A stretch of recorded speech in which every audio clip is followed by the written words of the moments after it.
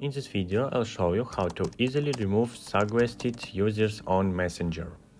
Be sure to watch until the end to avoid any mistakes. Let's get started.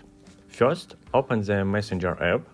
When you go to create a new message, you'll see a list of suggested users. If you want to hide certain users from the list, I'll show you how to do that. Start by tapping cancel to exit the message creation. Then go to the menu by tapping on the three lines in the top corner. Next, select the gear icon to access the settings. From there, go to privacy and safety. Towards the top, you'll find the hidden contacts option. If you want to remove some users from the suggested list, you can do this by hiding them. Tap on Add, then search for the user you wish to hide.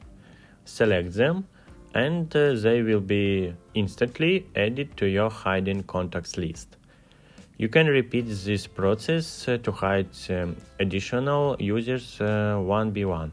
If you ever want to unhide someone, you can easily do so by tapping the Unhide button next to the name. And that's all there is to it too. If you found this video helpful, please give it a thumb up.